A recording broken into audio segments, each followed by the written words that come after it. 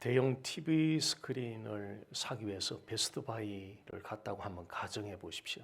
대형 스크린에 붙어 있는 것 프라이스 태그를 봤는데 그게 보통은 2,000불짜리인데 50센트로 프라이스 태그 붙어 있다면 어떻게 반응하실까요? 그럼 말도 안 된다 그럴 거예요. 마태복음 5장 3절부터 시작되는 이 말씀은 산상수훈 가운데 8가지의 복이라는 의미의 팔복으로 사람들에게 널리 잘 알려진 말씀입니다. 예수님께서 말씀하신 이 팔복은 유대인들이 전통적으로 생각해왔던 그 가치관을 완전히 업사이드 다운, 완전히 뒤집어 놓는 그런 말씀이었습니다. 그래서 틀림없이 이 팔복 말씀을 듣는 당시 청중들, 유대인 청중들 입장에서는 말도 안 돼, 말도 안 돼, 말도 안 돼. 아마 이런 소리들이, 이런 생각들이 그들 가운데 제법 많았을 것으로 예상이 됩니다. 이 팔복 말씀을 살펴보면서 주의할 점이 있는데요. 그 주의할 점은 이 8가지 복의 말씀들이 구조적으로 원인과 결과의 구조로 다 이루어져 있습니다. 예를 들면 심령이 가난한 자는 복이 있나니 그들이 천국을 얻을 것이며, 그러니까 심령이 가난하다는 것이 원인이라면 그 결과가 천국을 얻는 것이 결과.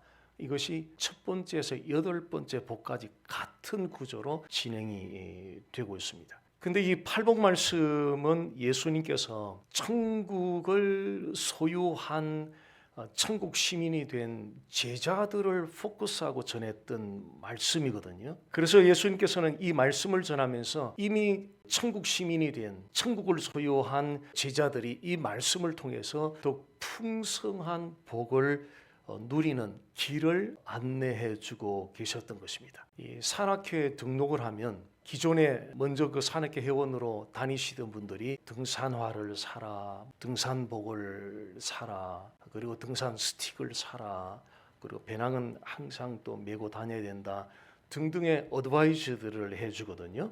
자, 그러면 등산화를 신고 등산복을 입고 등산 스틱을 사용하고 배낭을 메어야만 산악회 회원이 되느냐 하는 거죠. 그건 아니거든요. 등록비 내고 산악회 다니겠다 그러면 그냥 산악회 회원이 되는 거예요. 그러니까 산악회 회원이 된 사람들에게 기존에 산악회 회원으로 다니셨던 분들이 이제 이런저런 어드바이즈들을 해주는 거죠. 산을 이렇게 타기 위해서는 등산화도 신어야 되고 등산복도 입어야 되고 또 스티도 사용해야 되고 혹시 뒤로 넘어지더라도 배낭을 메고 있으면 뒤로 넘어지더라도 좀 부상의 위험을 줄일 수 있다고. 그러니까 이런 이제 어드바이즈들을 주는 거거든요.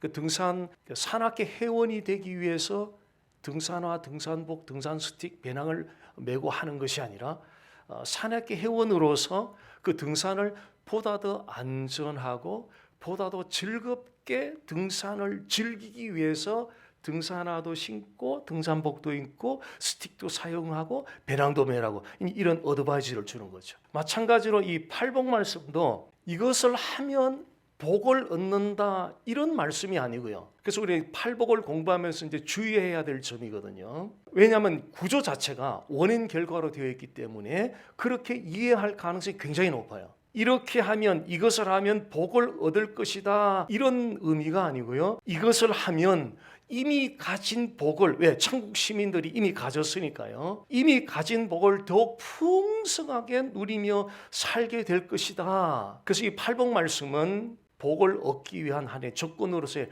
requirement을 말씀해 주시는 것이 아니라 이미 소유한 사람들, 그 복을 이미 소유한 사람들이 보다 더 풍성하게 이 땅에 사는 동안에 그 복을 누리도록 하게 주시는 소위 프리빌리지, 특권의 차원에서 예수님께서 이 말씀을 주셨다는 거죠. 자, 그 특권을 차례대로 한번 살펴보도록 하겠습니다.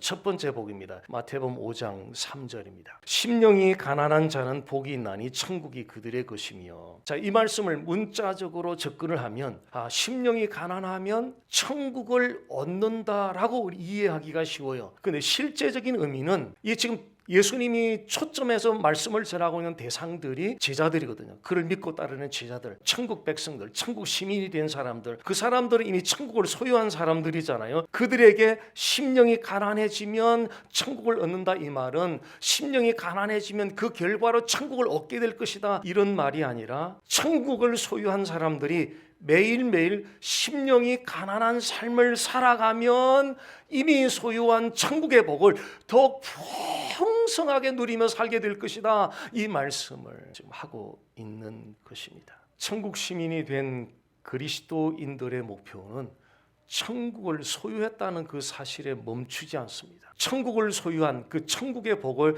더 풍성하게 누리며 이 땅에서 살아가는 삶이 천국 시민이 된 그리스도인들의 목표입니다. 어머니들이 이제 가끔 자녀들이 멀리서 1년에 뭐 한 두세 번 혹은 한두 번 이제 방문했을 때 음식을 정성껏 차려주거든요. 그러면 자녀들이 차려주는 음식을 그냥 음식을 먹는다는 사실 자체에 어머니들은 목표를 두는 것이 아니라 자녀들이 그 차려준 음식을 맛있게 행복하게 먹는 모습을 어머니들은 보고 싶은 거예요. 그 목적 때문에 이 음식을 정성껏 자녀들을 위해서 차려주게 되는 것이거든요. 하나님이 우리에게 천국을 소유하는 이 복을 주신 목적은 천국을 소유했다는 그 사실에 멈추지 않고 소유한 그 천국을 이 땅을 사는 나날 동안에 풍성하게 누리며 살다가 어디로? 본향으로 돌아오기를 하나님이 원하신다. 천국에 대한 확신, 영생에 대한 확신 못지않게 중요한 것이 있는데 그것은 그 천국을, 영생을 right now,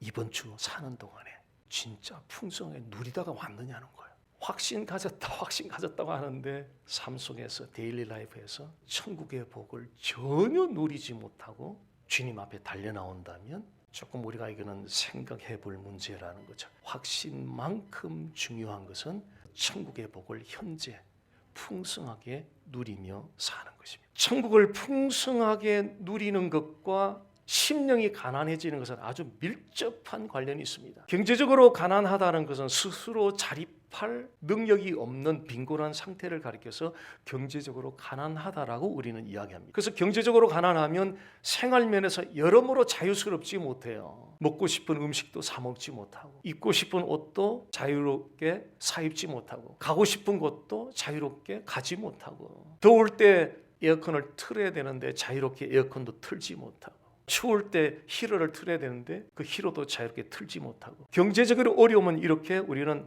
자유롭지 못합니다. 생활면에서. 그런데 심령의 가난은 이 경제적인 가난과 정반대입니다. 심령의 가난은 가난해지면 가난해질수록 천국이 더 풍성하게 누려지는 것.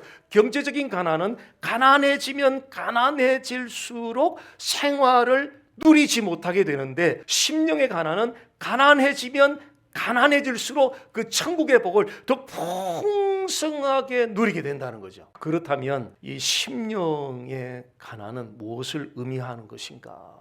생각해 볼 필요가 있습니다. 이미지 하나 보겠습니다. 자, 저 컨테이너 안에 쓰레기 봉지들이 꽉 차 있습니다. 저 컨테이너를 사용하기 위해서는 컨테이너 안에 있는 쓰레기 봉지들을 끄집어내야 돼요. 자, 사람들 마음 안에는 요 하나님을 생각하지 않고 자신이 중심이 되어 삶을 계획하고 삶을 살아가는 요소들이 있습니다. 소위 나 중심의 요소들인 거죠. 그 나 중심의 요소들을 끄집어내서 버리면, 나 중심의 요소들을 끄집어내서 버리면 하나님 중심으로 삶을 계획하고 살아가기 시작하는데, 바로 그 상태, 우리 안에 있는 나 중심의 요소들을 끄집어내서 버리고 하나님 중심으로 삶을 계획하고 살아가기 시작할 때, 바로 그 상태가 심령이 가난한 상태다 하는 거죠. 나 중심으로 삶을 계획하고 살아갈 때는 나 자신을 굉장히 많이 의존을 해요. 내 경험을 많이 의존하고, 내가 가진 소유를 많이 의존하고, 내가 가진 지식을 많이 의존하고요. 그 외에 내가 중심이 되어서 삶을 계획하고 살아갈 때는 나 자신을 굉장히 많이 의존을 하게 돼요. 근데 나 중심 요소들을 버리면 더 이상 나라는 존재는 의존할 대상이 아니구나 하는 사실을 깨닫게 돼요. 세상은 집념으로 살아가서 자수성가한 사람들을 부러워하고 홍보도 하지만 기독교 세계에서는 그만큼 불쌍한 사람, 안 된 사람은 없어요. 세상을 집념으로 살아가는 사람만큼 어리석은 사람은 없어요. 세상은 수홍한 사람들을 안어하지만 하나님 나라는 타이어 바람이 쫙 빠진 상태. 그 삶의 작은 일부터 큰 일에 이르기까지 하나님을 철저하게 의존하며 살아가게 됩니다. 우리는 불완전하지만 하나님은 완전하시거든요. 우리의 지혜는 리밋이 있어요. 한계가 있어요. 그런데 하나님의 지혜는 한계가 없어요. 우리의 능력은 너무나 적어요. 근데 하나님의 능력은 무한한 능력이에요. 우리는 한치 앞, 종이 한 장만 가려도 앞이 안 보여요. 이렇게 우둔한 존재들이에요. 근데 하나님은 영원까지 꿰뚫어 보시고 아시고 보고 계신 분이세요. 불완전하고 지혜에 한계가 있고 능력이 적고 우둔한 우리 자신을 의존할 때는 항상 불안해요. 항상 염려가 찾아와요. 항상 조바심 속에서 살아가게 돼요. 그래서 이미 천국 시민이 되어 천국의 복을 소유하고 있으면서도 월요일도 화요일도 수요일도 목요일도 금요일도 토요일도 천국의 복을 엔조이를 못해요. 항상 불안과 염려와 조바심 속에 살아가게. 반면에 완전하시고 지혜에 한계가 없으시고 능력이 무한하시고 영혼까지 꿰뚫어 보실 정도로 탁월한 통찰력을 가지신 하나님을 의존하면, 그 하나님을 의존하면 불안하고 염려되고 조바심 속에 살아가던 그런 요소들이 떠나가면서 천국의 즐거움이 막 밀려오기 시작해요. 천국의 즐거움이 찾아오기 시작해요. 이것이 바로 천국 시민이 된 사람들이 심령이 가난해질 때 누리는 복이에요. 그러면 우리 마음 안에 있는 나 중심의 요소들을 어떻게 끄집어내서 버리겠느냐는 거죠. 저 컨테이너 안에 있는 쓰레기들은 우리 힘으로 끄집어낼 수 있는데요, 우리 마음 안에 있는 나 중심의 요소들은 우리 힘으로 추라이하면은요 많은 시간을 방황하게 돼요. 왜냐하면 반복적으로 실패를 하기 때문입니다. 그럼 어떻게 해야 되죠? 원리는 간단합니다. 나보다 센 분의 도움을 받으면 돼요. 나는 약하기 때문에 나보다 강한 분의 도움을 받으면 되는데, 나보다 강한 분이 바로 그분이 여호와 하나님이에요. 여호와 하나님의 힘을 빌리면 나 중심의 요소들이 하나씩 떨어져 나가게 돼요. 내가 그렇게 몸부림치고 나 중심 요소들을 버리려고 시도를 했지만, 반복적으로 실패를 했지만, 그는 나보다 강하신 분 여호와 하나님의 힘을 빌리면 나 중심 요소들이 하나씩 떨어져 나가게 돼요. 자, 그렇다면 그 하나님의 힘을 우리가 어떻게 좀 빌릴 수 있을까요? 요한복음 1장 1절입니다. 태초에 말씀이 계시니라. 이 말씀이 하나님과 함께 계셨으니 이 말씀은 곧 하나님이시니라. 이 말씀은 곧 하나님이시니라. 이 성경은 하나님에 관해서 기록된 말씀이 아니라 말씀 자체가 하나님이시래요. 하나님을 만나기 원하신다면, 하나님을 경험하기 원하신다면 이 말씀이 곧 하나님이시래요. 홍길동전은 홍길동에 관한 글이지만 성경은 바로 그분 자신의 인격이에요. 그러니까 그분 자신이에요. 그래서 말씀을 읽고 묵상하면 우리 마음에 하나님으로 충만하게 채워지게 돼요. 어떻게 하나님으로 우리 마음을 채워요? 가장 확실한 방법, 계시된 말씀을 읽고 묵상하면 그 계시된 말씀 자체가 하나님이시기 때문에 묵상하는 과정을 통하여 성령께서 우리 마음 안에 하나님으로 충만하게 채워주시게 됩니다. 마음이 하나님으로 충만하게 채워지면 그 하나님의 힘을 의존하면서 나 중심의 요소들을 하나씩 끄집어내서 버려질 수가 있습니다. 그 결과로 내 안에 이미 찾아온 주어진 그 천국의 복이 풍성하게 누려지게 된다는 것입니다. 날마다 심령이 가난해지기를 갈망함으로 우리에게 이미 주어진 그 천국의 복을 풍성하게 누리는 은혜가 우리 모두에게 임하여 주기를 간절히 소원합니다. 두 번째 복입니다. 마태복음 5장 4절.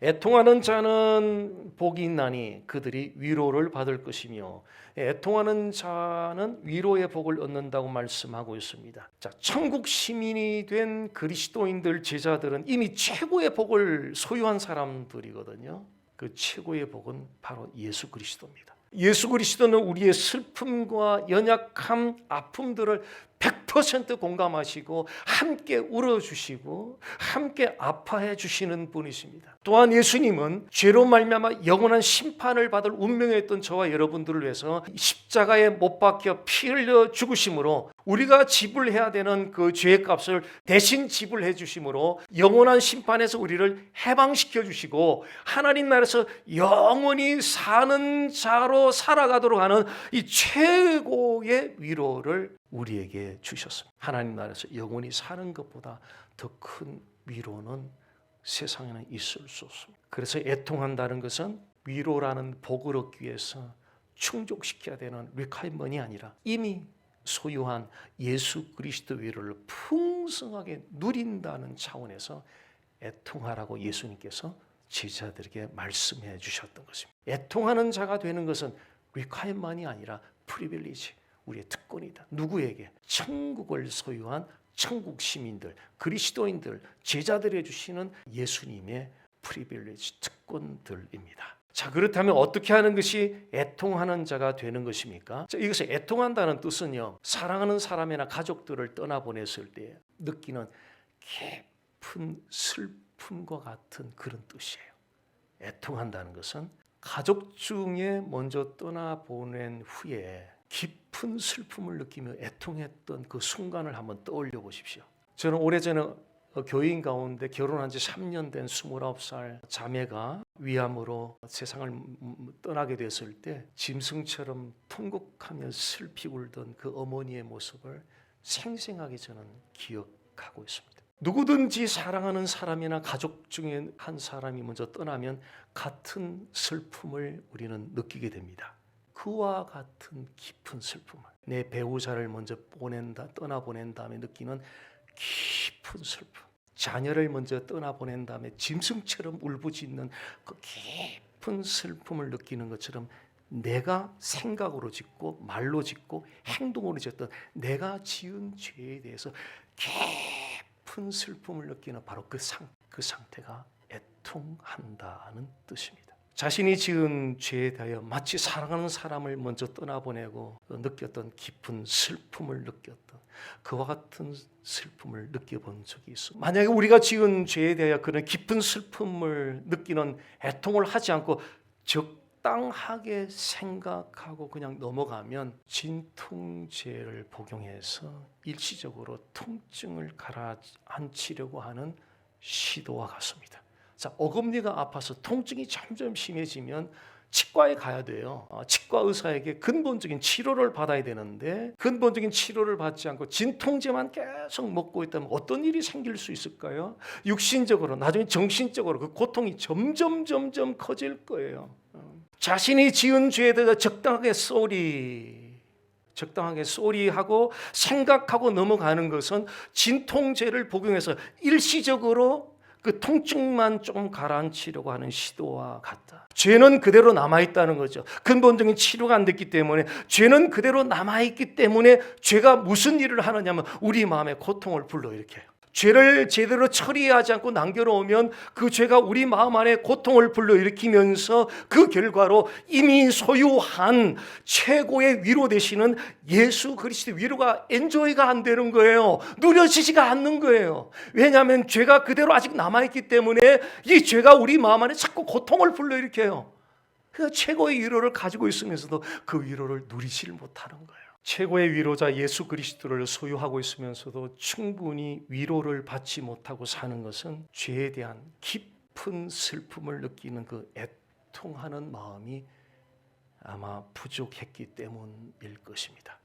그런데 문제는 우리는 공통적으로 지은 죄에 대해서 마치 사랑하는 사람을 떠나보낸 후에 느끼는 깊은 슬픔처럼 그렇게 깊은 슬픔을 느끼며 애통해하는 마음을 가지는 것이 공통적으로 쉽지 않다는 문제를 안고 있습니다. 자, 그렇다면 우리가 지은 죄에 대해서 깊은 슬픔을 느끼는 이 애통하는 마음을 어떻게 가질 수 있을까요? 그것은 내가 지은 죄의 대가가 얼마나 심각한지를, 얼마나 큰가를 인식할 때에 드디어, 그렇죠?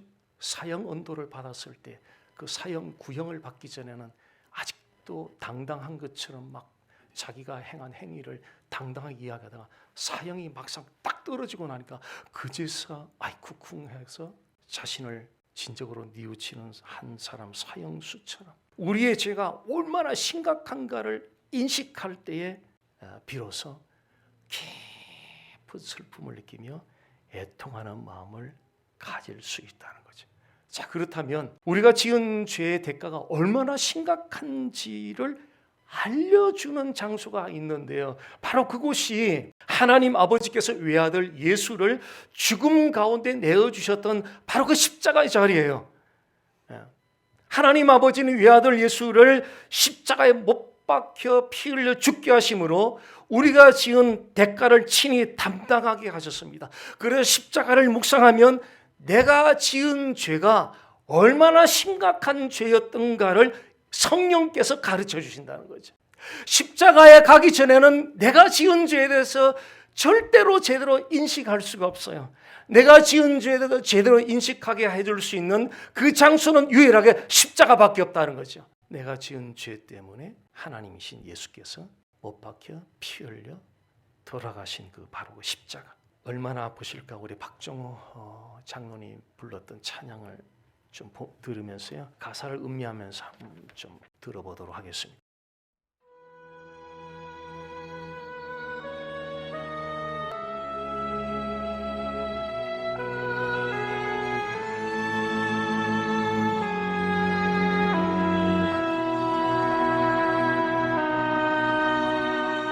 얼마나 아프실까.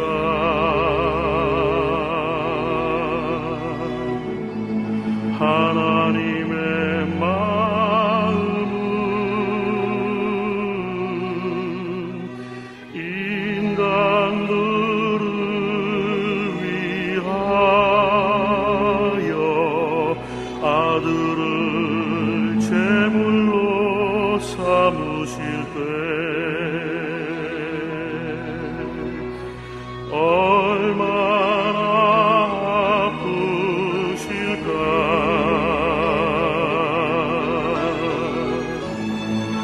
주님의 몸과 마음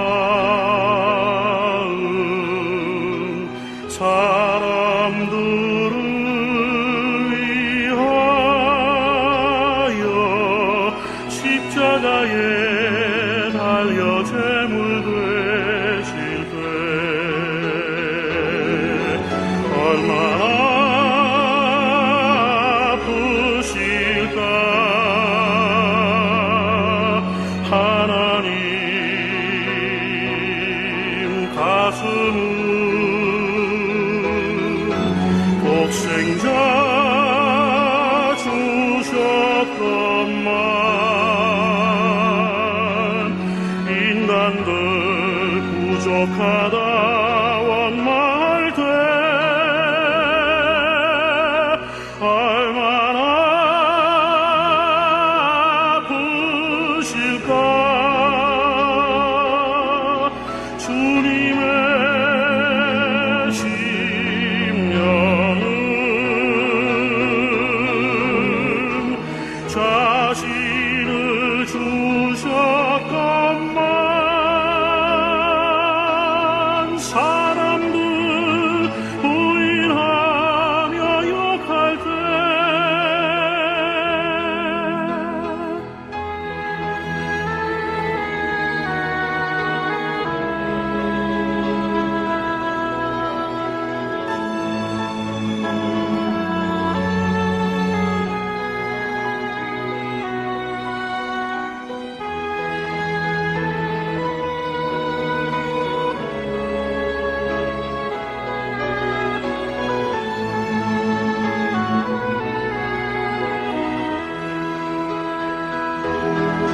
얼마나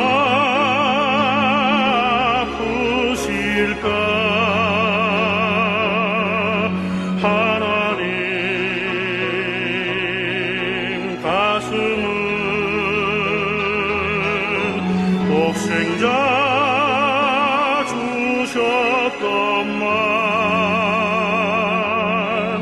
인간들 부족하다 원망할 때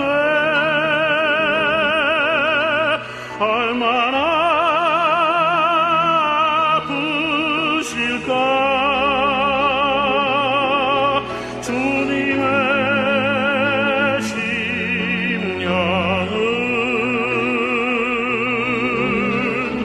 자신을 주셨건만 사람들 부인하며 욕할때